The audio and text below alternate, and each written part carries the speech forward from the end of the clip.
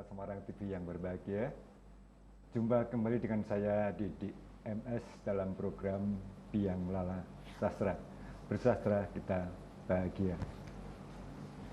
Para pemirsa, bagaimanapun juga tentu menjadi keprihatinan kita kalau kita tidak bisa menjaga lingkungan hidup kita. Karena lingkungan hidup yang bersih dan nyaman tentunya juga akan membawa dampak yang positif bagi para penghuninya. Dengan kemajuan teknologi saat ini memang lingkungan hidup menjadi masalah besar di berbagai negara di belahan dunia ini dengan isu pengerusakan alam, pencemaran alam. Oleh karena itu pada malam hari ini kami mengangkat tema sastra dan lingkungan hidup. Paling tidak kami mengajak para sastrawan, para penulis puisi untuk bisa menggemakan suaranya melalui tulisan, mengajak masyarakat untuk menjaga lingkungan yang menjadi tempat hidup kita ini. Bersama saya malam ini telah hadir dua narasumber, yaitu yang pertama Mas Muhammad Agung Ridho dari Uni Sula. Ini juga selamat malam Mas Agung. Dan juga Mas Gunoto Sapari. Malam. Selamat malam. Didi. Ke Mas Gunoto dulu. Seberapa besar pengaruh lingkungan hidup bagi para sastrawan sehingga mereka juga peduli menulis tentang lingkungan hidup ini? Ya. Terima kasih Pak Didik. Jadi sebenarnya sejak lama ya, sejak ada slogan bahwa seni itu meniru alam. Itu para sastrawan kita itu dekat dengan alam. Jadi tidak hanya sastrawan Indonesia sebenarnya, tapi juga sastrawan dari negara lain. Khusus sastrawan Indonesia, kita melihat misalnya Muhammad Yamin yang banyak menulis puisi-puisi dengan tema keindahan alam, tentang pantai, tentang nyur, tentang angin, tentang pepohonan. Kita juga melihat pada Amir Hamzah. Amir Hamzah juga banyak menulis puisi-puisi yang menunjukkan bahwa dia sangat mencintai alam. Jadi puisi-puisi itu menunjukkan bahwa alam di tangan Amir Hamzah bisa ditulis begitu memukau ya. Bisa dikatakan lebih indah dari warna aslinya. Kemudian kita lihat misalnya kalau pada puisi-puisi yang lebih setelah Amir Hamzah itu pada Chairil Anwar. Chairil Anwar menulis puisi yang indah tentang alam dan lingkungan hidup. Misalnya Derai-derai Cemara. Cemara menderai sampai jauh ya. Terus Senja di Pelabuhan Kecil. Kalau lebih ditarik ke belakang lagi, maka kita melihat puisi-puisinya Sapardi Djoko Damono, Gunawan Muhammad, Taufik Ismail, lalu puisi-puisinya Linus Suryadi, Korea Rampan, dan sebagainya. Selain di puisi, prosa juga memiliki kemungkinan untuk memotret atau mengeksplor ya alam. Jadi kita melihat Sultan Takdir Ali Sabana, lalu Korilon Rampan, lalu Aspar. Korilon Rampan ini dalam novelnya misalnya Upacara, dia bisa memotret keindahan alam, misteriusnya hutan-hutan di Kalimantan. Lalu Wildan Yatim itu bisa dianggap sebagai pemotret alam yang bagus. Lalu Umar Khayyam pada Para Priyayi, pada novelnya yang berjudul Para Priyayi itu menunjukkan bahwa dia itu seorang yang bisa sangat dengan detail melukiskan keindahan hutan di Ngawi di dekat Madiun itu ya. Timur ya. Ya. Ini artinya ada kesadaran bahwa para sastrawan itu ada kesadaran untuk memasukkan atau membuat alam dan lingkungan hidup itu menjadi sumber inspirasi bagi karya-karya mereka. Akhir-akhir ini ada kata-kata misalnya istilah sastra hijau. Sastra hijau itu maksudnya kesadaran dari para sastrawan untuk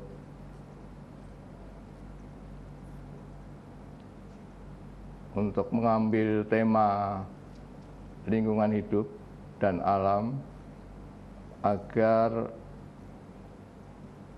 karya-karya sastra yang bertema tentang alam dan lingkungan hidup itu menumbuhkan kesadaran dari masyarakat untuk mencintai, untuk memelihara lingkungannya itu.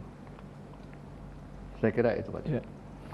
Dan dari Mas Agung itu loh, ini dari sisi planologi, ini sastra yang bernuansa lingkungan hidup ini bagaimana? Baik, terima kasih Pak Didi. Barangkali dari sisi planologi, ini kaitannya dengan perencanaan wilayah dan kota. Lingkungan hidup itu bisa kita lihat dari 3 sisi. Pertama aspek fisik, yang kedua aspek ekonomi, dan yang ketiga aspek sosial budaya. Kalau dari aspek fisik itu yang kasat mata, yang berkaitan dengan terlihat, baik yang di land, di permukaan bumi, maupun yang di soilnya, di dalam tanah. Bumi. Dan fisik yang lain itu yang di atmosfer, ya, lapisan biosfera, itu yang fisik. Kemudian dari aspek ekonomi, ini kaitannya dengan aktivitas masyarakat, tentu yang berkaitan dengan taraf hidup masyarakatnya. Nah itu nanti ada positif negatif itu nantinya.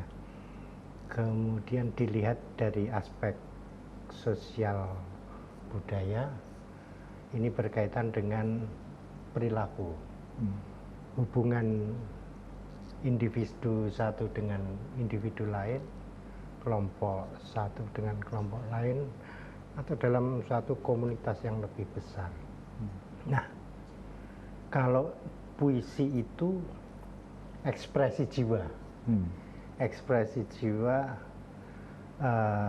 kalau hatinya bersih, maka yang dikeluarkan itu ya untaian kata-kata yang bersih, baik, gitu ya. Dalam hal apa? Ya ketiga aspek itu yang berkaitan dengan lingkungan hidup. Karena sang pencipta alam ini, sang kholik, menyukai keindahan. Nah, kalau dari sisi manusianya yang hatinya bersih, maka yang keluar adalah kata-kata yang indah, perilaku yang indah, gitu ya. Dan saya yakin puisi itu menyenangkan, bukan menakutkan. Kemudian puisi itu membahagiakan, bukan menyeramkan.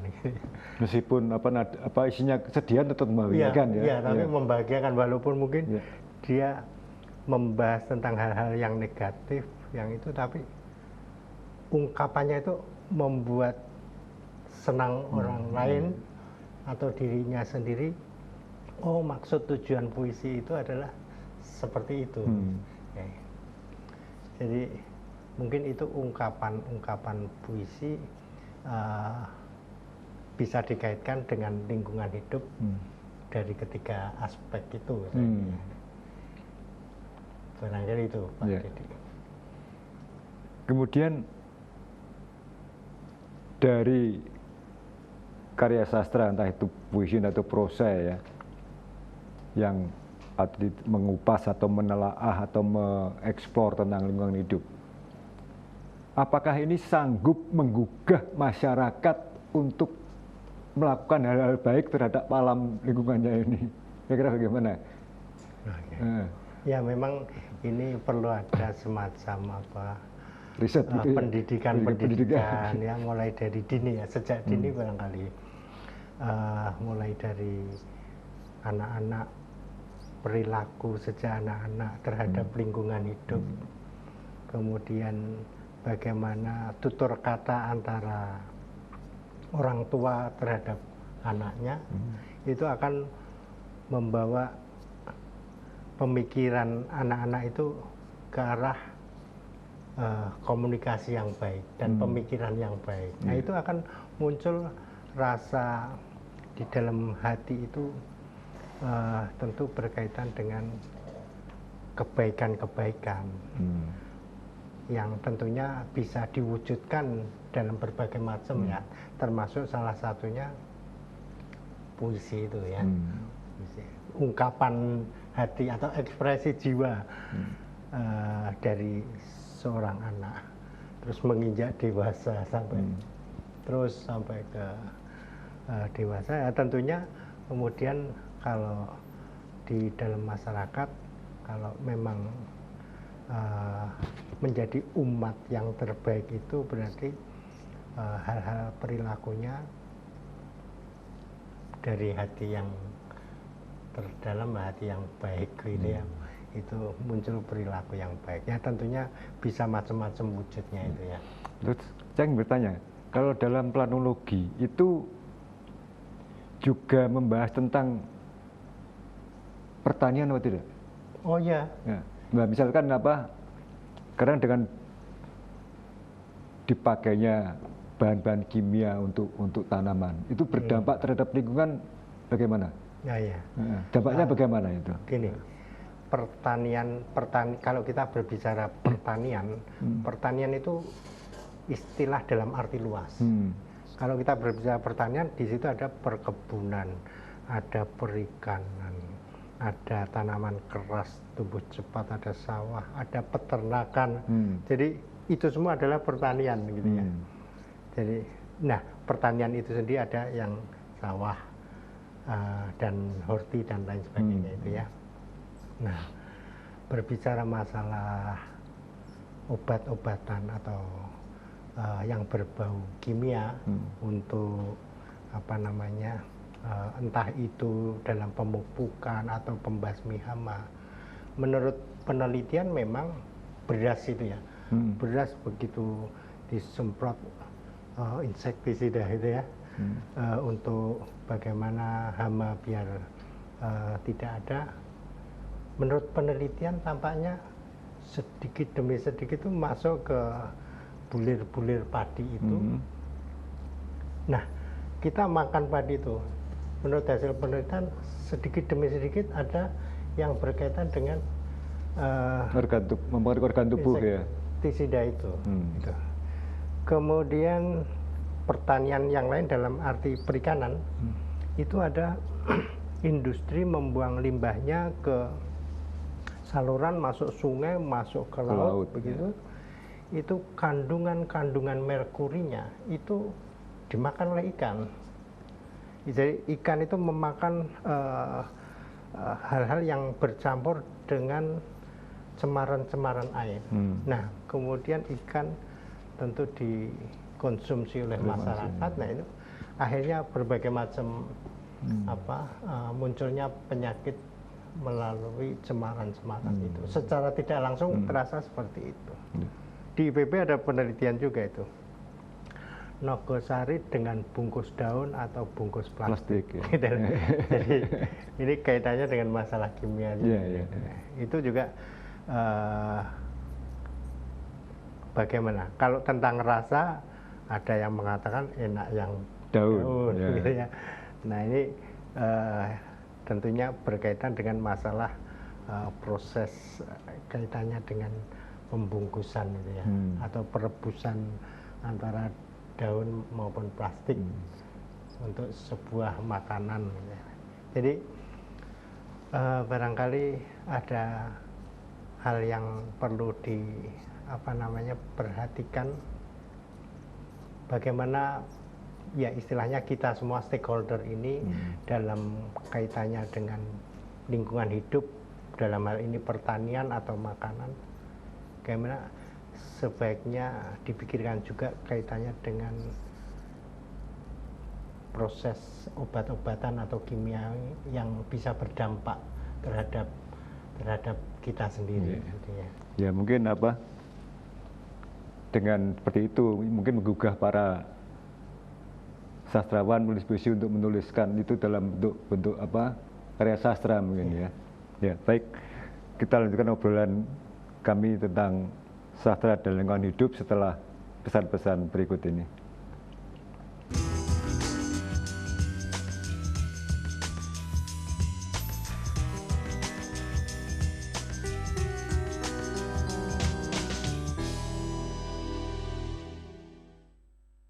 My Bio Susu Kolostrum adalah susu rendah lemak dengan kandungan kolostrum dan kalsium.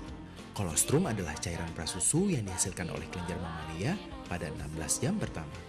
My Bio Susu Kolostrum mempunyai banyak faktor yang baik untuk tubuh, yaitu faktor yang berfungsi menjaga daya tahan tubuh, pertumbuhan, dan nutrisi. My Bio Susu Kolostrum dapat dikonsumsi oleh siapa saja. Minum 2 kali sehari, pagi dan malam sebelum makan. Start your healthy life today.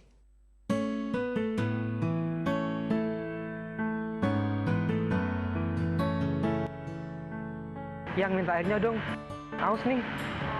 Ya, makasih. Iya.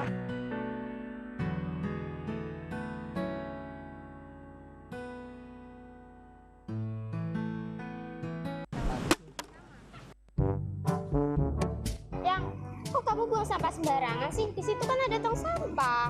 Gak suka ya aku kamu kayak gitu. Apaan sih yang lebih banget? Ntar juga hilang sendiri. Oh gitu, jaga lingkungan aja nggak bisa, apalagi jagain aku.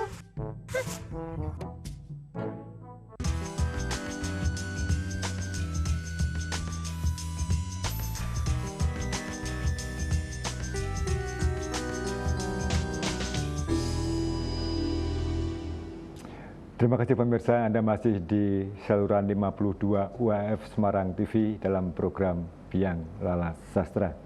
Bersastra kita bahagia. Sebelum kami lanjutkan tentang obrolan tentang sastra dan lingkungan hidup, Linda Madya akan membacakan puisi kiriman dari seorang sahabat di Bali, yaitu Wayan Jengki Sunarte, berjudul Lumpur. Silakan, Linda. Lumpur, karya Wayan Jengki Sunarte. Hari-hari kami tak lagi berarti. Kering kerongkongan kami berkubang genangan lumpur di bawah sengat matahari. Kami meratapi atap rumah tenggelam dalam lumpur. Tak ada bangau-bangau seputih kapas menghibur kami.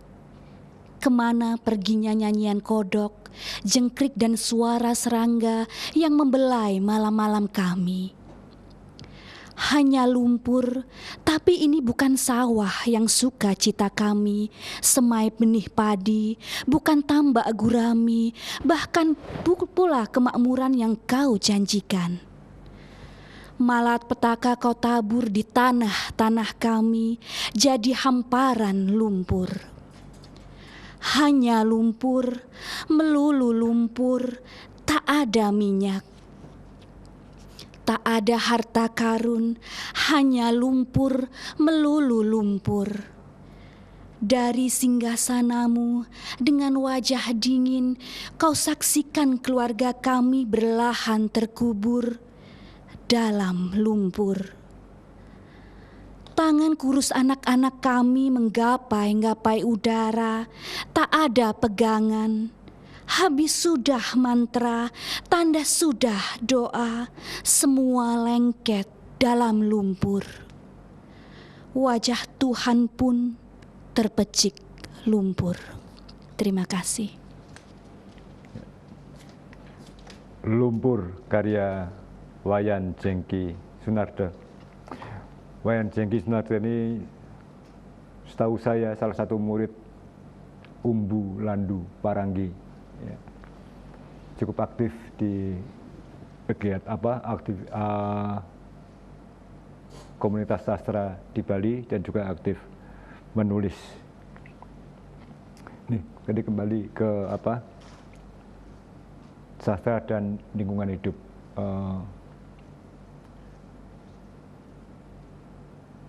Mungkinkah para sastrawan atau penulis puisi mengangkat tema lingkungan hidup ini karena kecintaan mereka kepada alam, tempat hidupnya, juga mengajak orang lain untuk menjaga kelestarian alam ini, Mas Gun? Ya, saya kira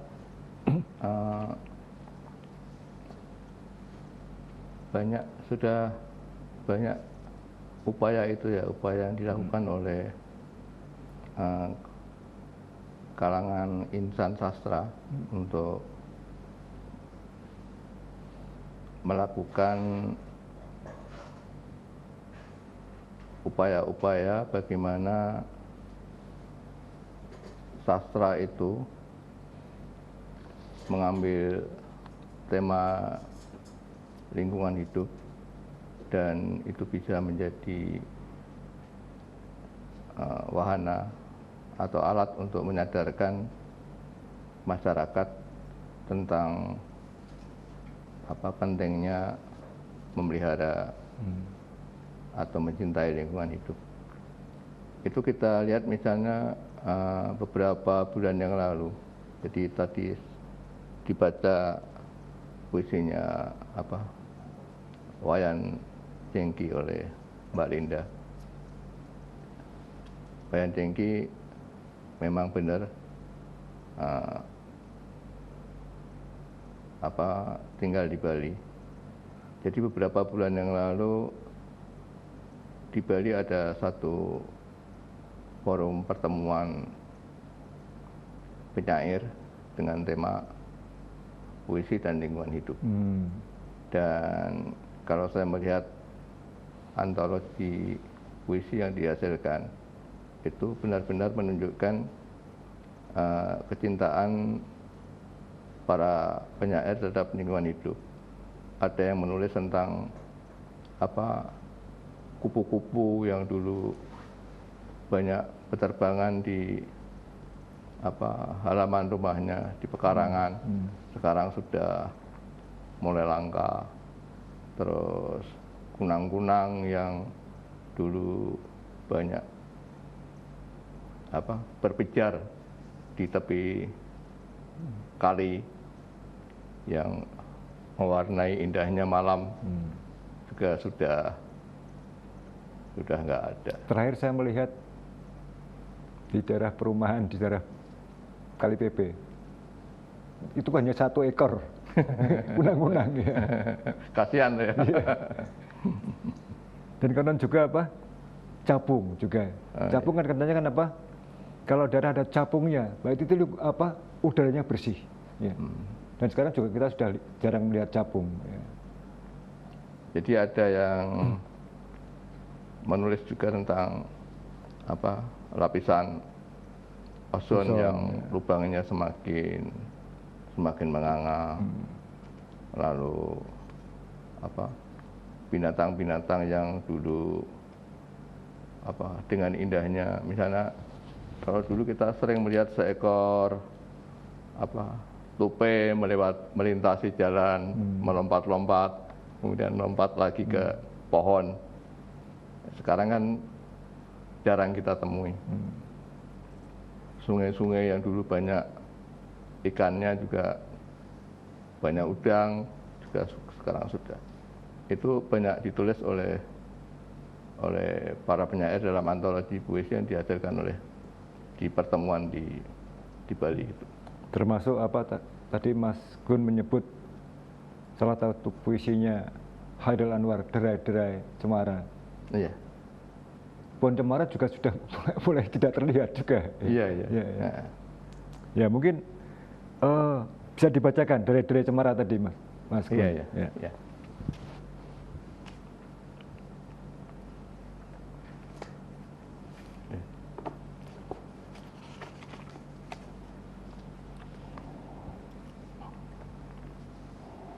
Derai-derai cemara. Cemara menderai sampai jauh. Terasa hari jadi akan malam. Ada beberapa dahan di tingkap merapuh, dipukul angin yang terpendam. Aku sekarang orangnya bisa tahan. Sudah berapa waktu bukan kanak lagi. Tapi dulu memang ada suatu bahan yang bukan dasar perhitungan kini. Hidup hanya menunda kekalahan. Tambah terasing dari cinta sekolah rendah. Dan tahu ada yang tetap tidak diucapkan sebelum pada akhirnya kita menyerah. Hairil Anwar. Kalau saya mendengar puisi tadi ini ya, ini kan dia tidak hanya membicarakan soal alam saja tadi. Iya. Tentang semangat tidak menyerah ya. Iya. Tentang pendidikan ya. Ini istilahnya kalau ada yang menyebut ini puisi yang rindang, jadi mengeksplor apa saja di dalamnya. Iya. Ya. Jadi alam di sini memang bukan hanya sekedar latar ya, bukan sekedar tempelan, tapi dia sudah menyatu secara organik dengan gaya pengungkapannya di sini. Dan ini yang sering masih di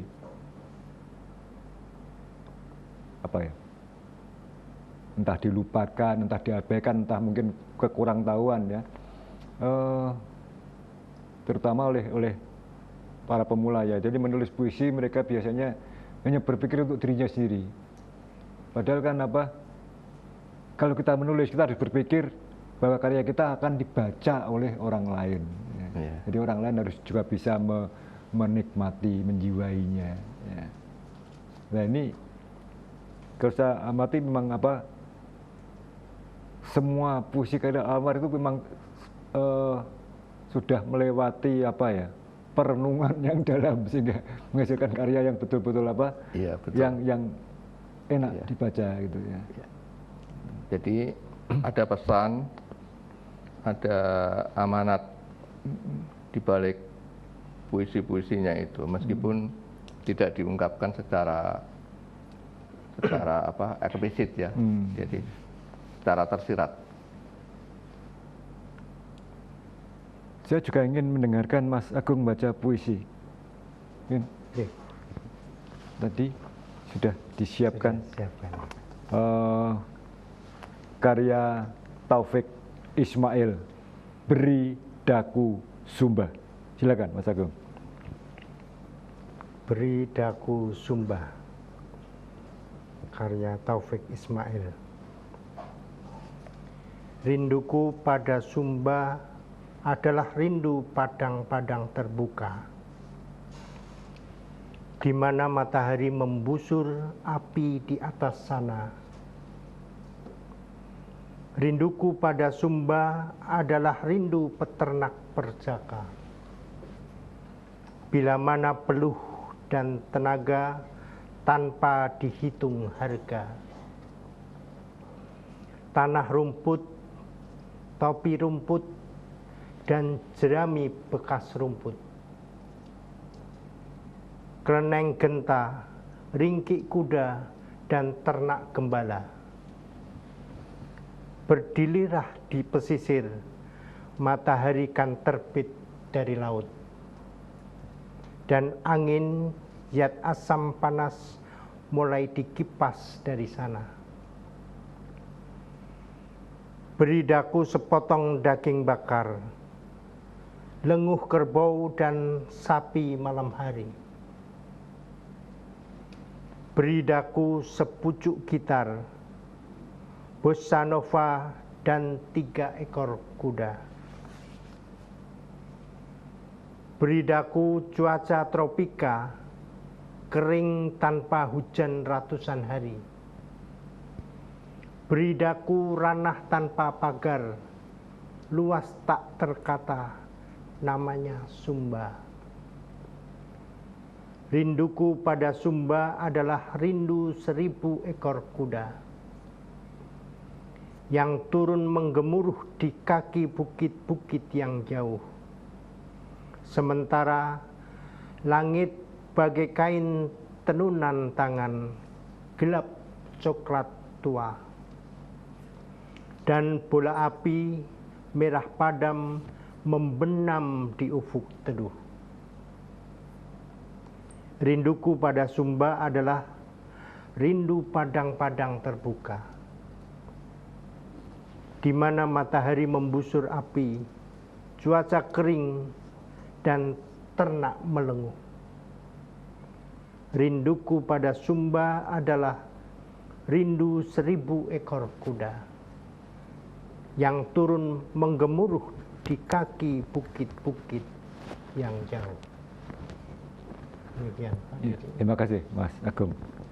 Ini yang ingin saya tanyakan, mungkin barangkali tahu ya. Entah nanti Mas Gun atau Mas Agung yang menjawab. Apakah memang Sumba itu gudangnya kuda di Indonesia? Itu kan terkenal.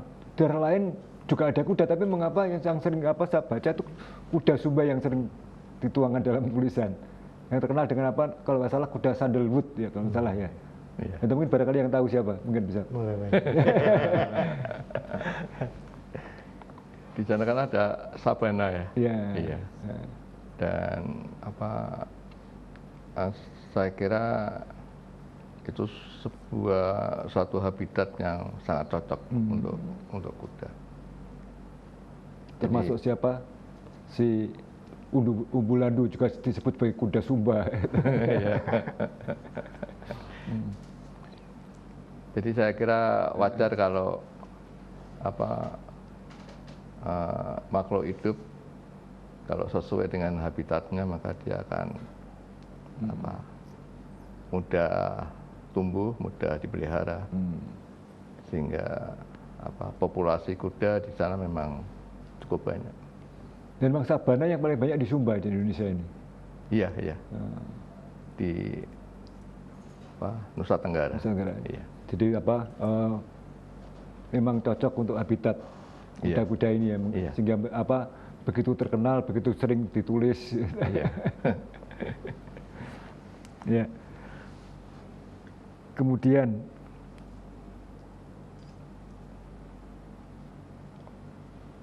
di dalam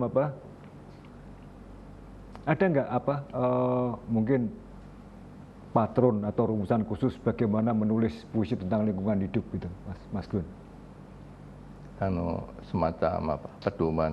Ya. Kira-kira ada mungkin ada pemirsa yang pemula ingin memulai ya, gitu. Mungkin apa yang perlu diperhatikan ya? Saya kira kita harus terlibat langsung ya dengan alam. Misalnya kalau kita sering jalan-jalan ke pesawahan, ke hutan, lalu ke bukit-bukit, itu otomatis ada pengaruh. Kita menyerap apa-apa yang kita lihat, kita dengar, kita rasakan, kita hayati, sehingga menjadi sumber pengucapan artistik bagi karya-karya sastra. Ya kan, kenapa ada pemula ingin menulis itu kelihatan susah sekali gitu ya. Nah itu mungkin ada tip-tip khusus apa gitu? Ya kita berangkat dari hal-hal yang sederhana ya. Kata-kata tentang lingkungan hidup ya hal-hal yang sederhana. Misalnya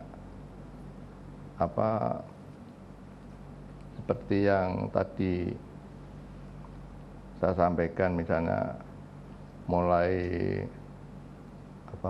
langkanya kunang-kunang. Itu kan soal yang sederhana. Itu kita bisa tulis, tidak harus dengan tema-tema besar. Kalau tema-tema besar itu kita bisa jatuh menjadi slogan. Tapi kalau kita dengan tema-tema sederhana, maka cara mengungkapkannya pun tidak terlalu berat, sehingga tema itu bisa menyatu dengan bentuk, dengan gaya pengungkapan kita. Di selain sastrawan tentunya juga ada penyanyi yang juga menciptakan lirik-lirik yang bernuansa alam ya. Iya, betul. Ya, nanti kita bahas setelah jeda iklan berikut ini.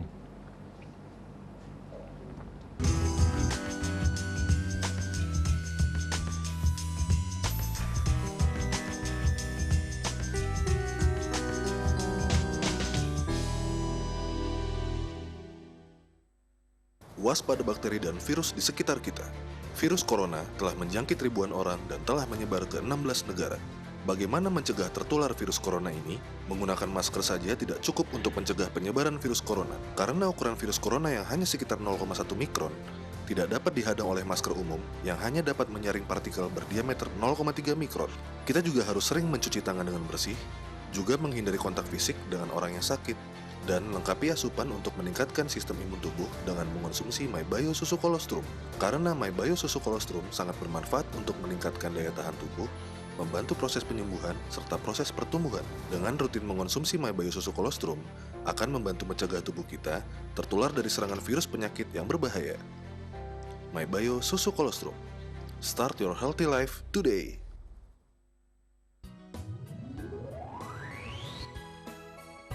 lagi suntuk. Butuh hiburan.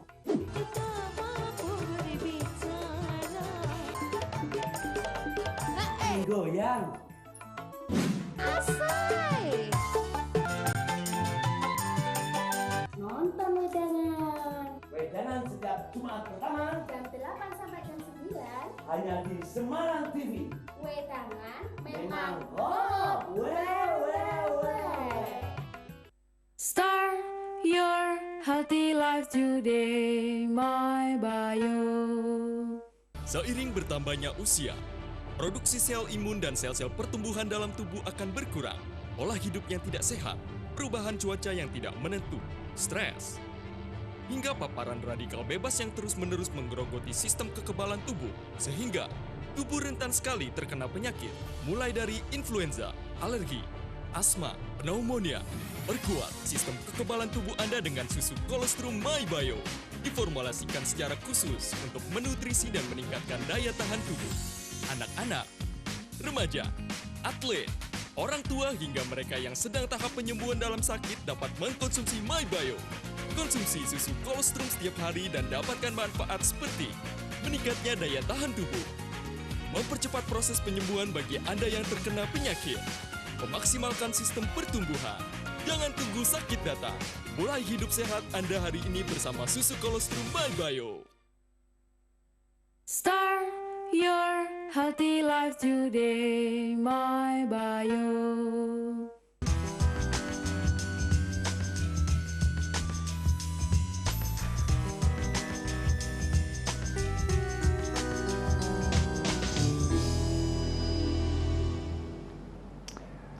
Terima kasih pemirsa, Anda masih setia di saluran 52 UAF Semarang TV dalam program Biang Lala Sastra. Bersastra kita bahagia. Sebelum kita lanjutkan obrolan tentang siapa saja penyanyi kita yang juga peduli tentang lingkungan hidup, tentang alam, Linda Madya kembali akan membacakan puisi Wayan Jengki Sunarta dengan judul Teluk Benoa. Teluk Benoa. Jika suatu saat aku mati, aku tak perlu kuburan.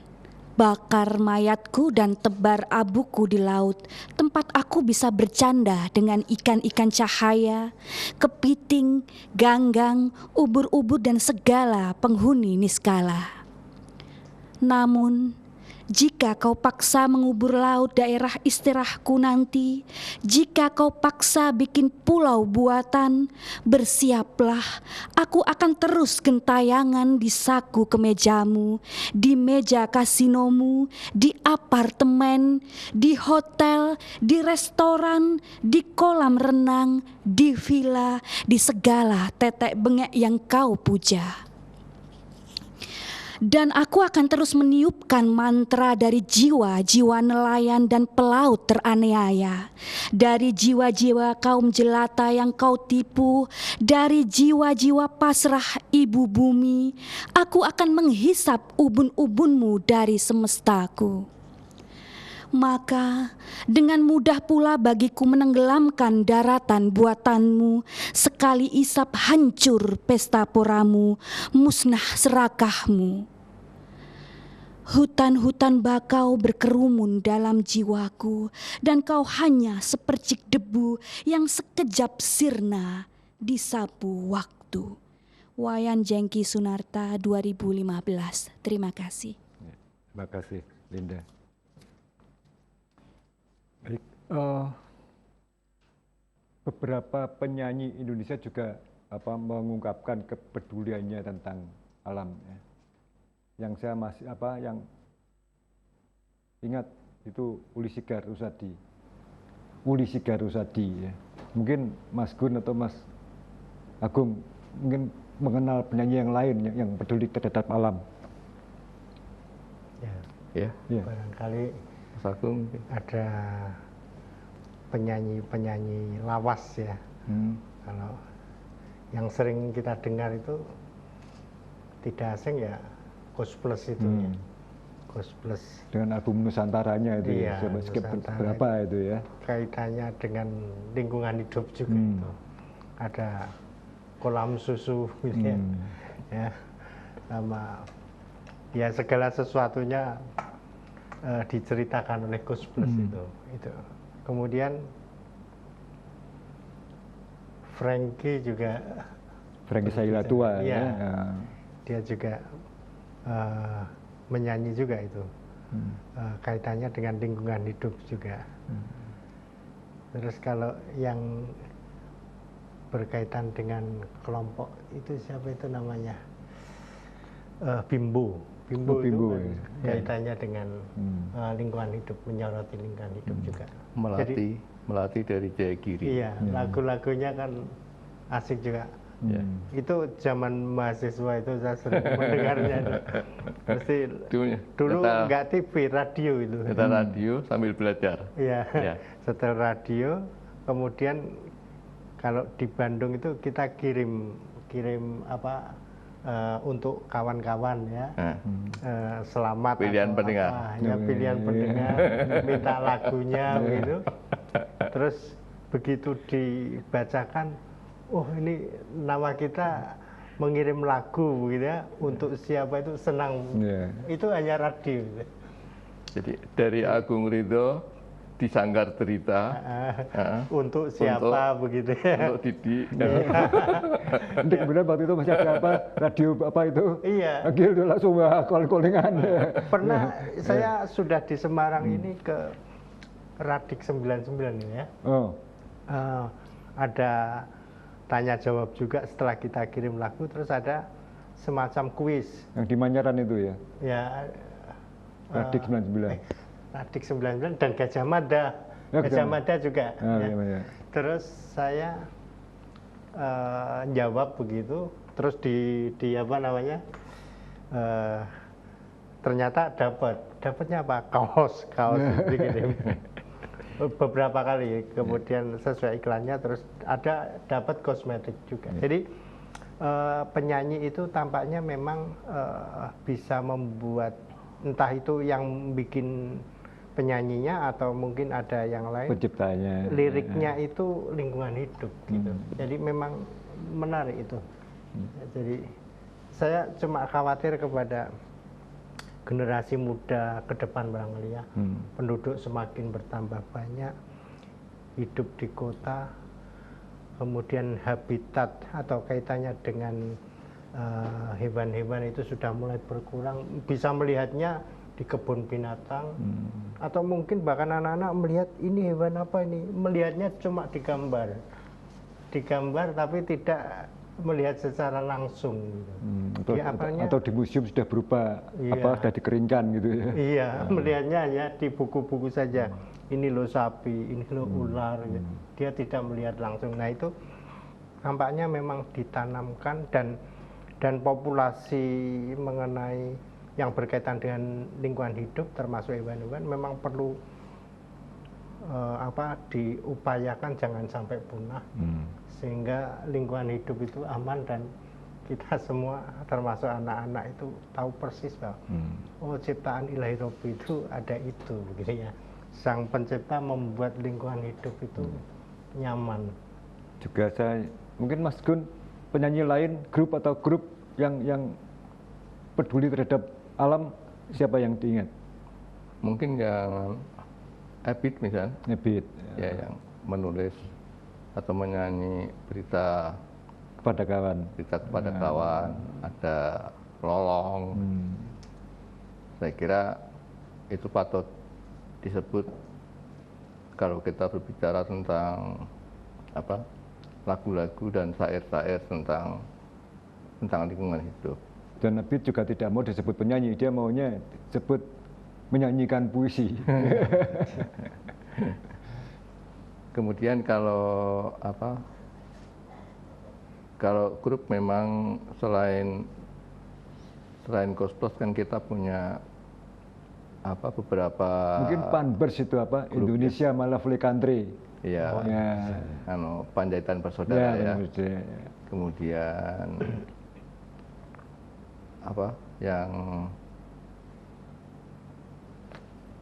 yang Surabaya itu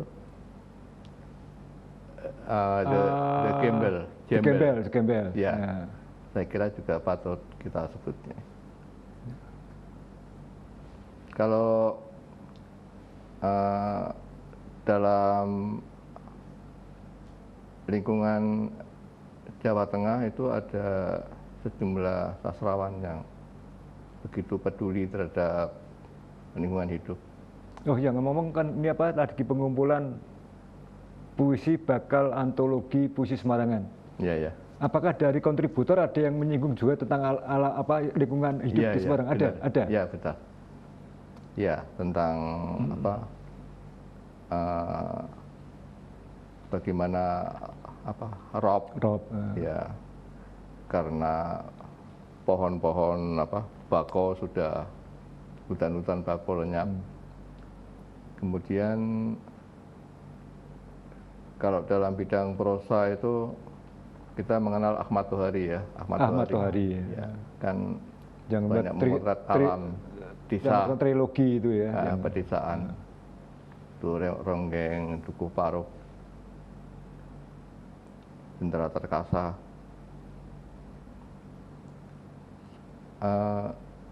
Ada beberapa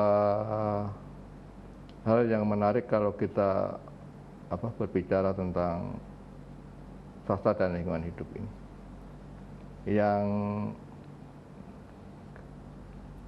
Yang kalau di Jawa Tengah itu ada penyair yang begitu tekun menulis tentang Semarang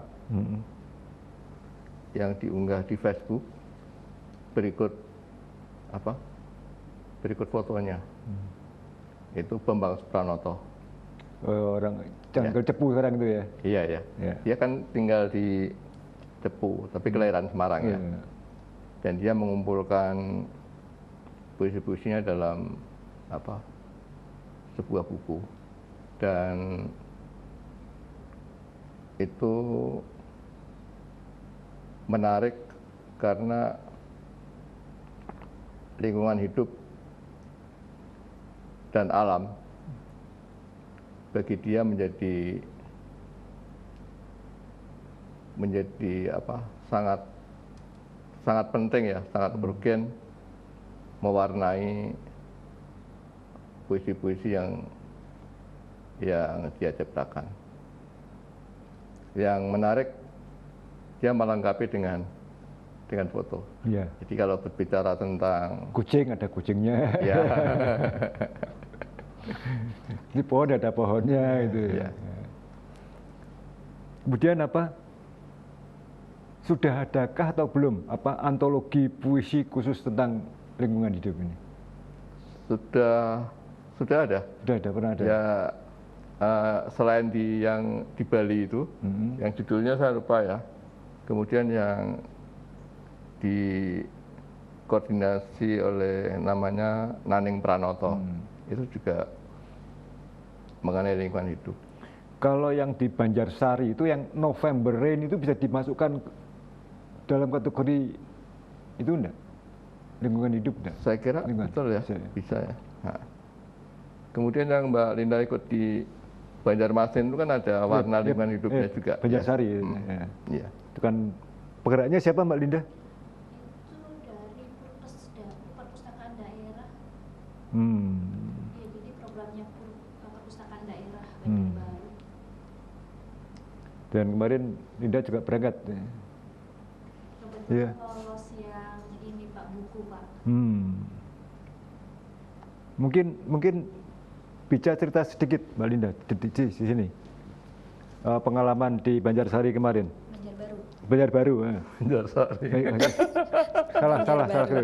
Banjarbaru ya. Maaf, salah sebut tadi. Kebetulan kalau saya kemarin kan lolosnya di buku, jadi Promising Writer. Cuma memang kebetulan juga puisi-puisi saya juga lolos di salah satu antologinya. Menariknya di sana juga ini Pak, mengundang berbagai penyair tidak hanya dari Indonesia saja, terutama dari negara-negara tetangga, ada dari Malaysia dan Thailand. Jadi mereka juga share juga tentang tidak melulu lingkungan sih, memang ada beberapa yang lingkungan, cuma ya umum begitu. Jadi ya sangat menarik karena kita bisa berkenalan tidak hanya dengan penyair-penyair di Indonesia, tetapi juga menjadi ruang terbuka dengan para penyair yang ada di luar negeri. Ya, paling tidak masih ada yang peduli tentang lingkungan. Ya, lingkungan juga pasti mereka peduli karena di sana juga ada daerah yang itu sedikit ada masalah yang di Maritus ya. Daerah apa itu juga banyak yang menggaung-gaungkan penolakan itu daerah itu dijadikan apa begitu, saya kurang paham, cuma memang lagi gencar-gencarnya begitu. Ya, terima kasih Mbak Linda. Demikian tadi para pemirsa, memang tidak akan pernah selesai kita membahas tentang lingkungan kita. Mari kita menjaganya bersama. Dan khusus untuk para rekan, para sahabat penulis, mari kita mengajak masyarakat untuk menjaga lingkungan melalui tulisan-tulisan kita. Dan rupanya waktu juga yang akan memisahkan kita. Kita akan berjumpa lagi minggu depan dengan tema yang berbeda. Terima kasih atas perhatian Anda, dan saya akan menutup dengan satu puisi kiriman dari sahabat di Bali, yaitu Winar Ramlan, yang berjudul Kotaku Tak Lagi Seramah Dulu. Seharusnya jalanan ini mulus, semulus wajah perawan, menyambut siapa saja yang menjejakkan kakinya dengan ramah, dan mencium aroma bunga dan rumput basah. Serpih bunga berlari indah ketika angin menggodanya, yang melarikannya ke utara. Hujan pertama tiba, ia menyapa kota, membelah aspal beku menjadi jalan bopeng, berlubang dan menggenang. Kupikir ini hujan anugerah, setelah musim kemarau telah membuat gelisah. Trotoar pun tempat para pejalan bukan lagi tempat pijak kaki. Ia bukan hanya retak, namun terbelah-belah. Ratusan kubik sampah tersembunyi di bawahnya. Entah setan mana yang menimbun. Kini tabungan itu telah memadat hingga harus dikeruk alat berat. Setelah air tak lagi bisa lewat, ia meluap-luap. Bukan hanya tamu yang bersijingkat, warga kota pun hampir sekarat akibat ulah para keparat. Kotaku tidak hanya sunyi, kini hampir mati. Terkubur bersama lumpur dan sampah yang berserakan, yang hampir dan selalu membanjir ketika musim hujan. Winar Ramlan.